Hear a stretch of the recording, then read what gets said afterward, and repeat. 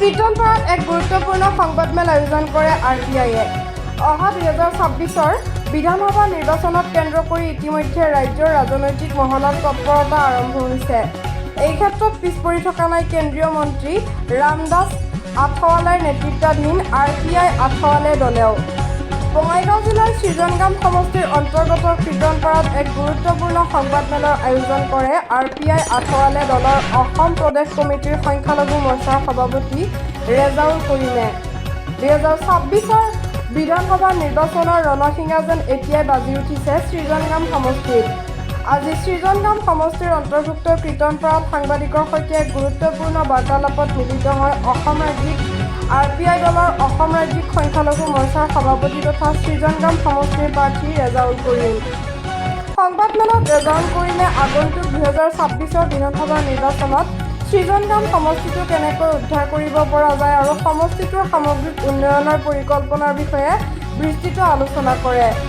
তেওঁ কয় যে সমষ্টিটোৰ জনসাধাৰণে পৰিৱৰ্তন বিচাৰিছে আৰু RPI দল এইবাৰ নিৰ্ণায়ক ভূমিকা গ্ৰহণ কৰিবলৈ সাজু।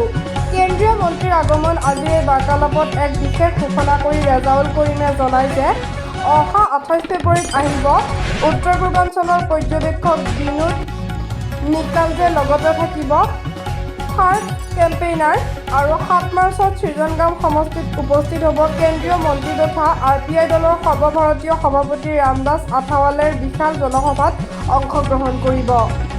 কেন্দ্ৰীয় মন্ত্ৰীগৰাকীৰ এই ভ্ৰমণে সৃজনগামৰ ৰাজনৈতিক এক নতুন মাত্ৰা প্ৰদান কৰিব বুলি আশা ব্যক্ত কৰে।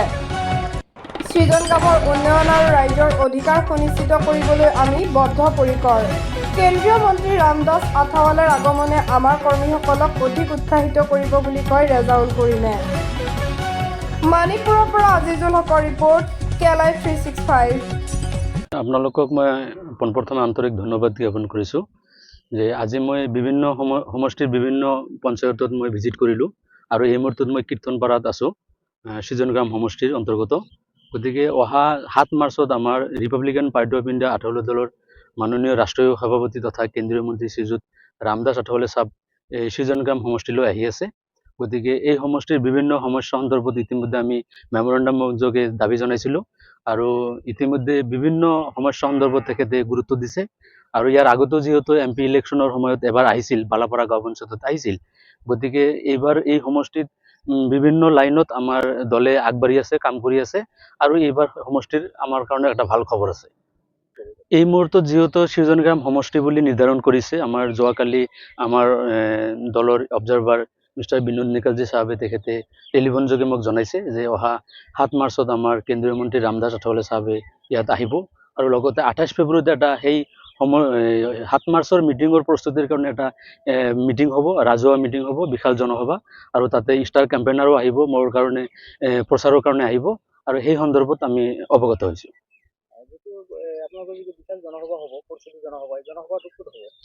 এই জনসভাটোত মানে দুটা ঠাইত যিহেতু জনসভা হ'ব আৰু যিহেতু সমষ্টিৰ ভিত্তিত হ'ব, গতিকে এতিয়া সমষ্টিৰ বিভিন্ন ঠাইৰ ৱৰ্কাৰবিলাকে এতিয়া আলোচনা কৰি আছে আৰু সেই আলোচনা মৰ্মে অতি শীঘ্ৰে আমি আপোনালোকক জনাব পাৰিম আমাৰ সমষ্টিৰ কোন ঠাইত আমাৰ এই বিশাল জনসভা হ'ব।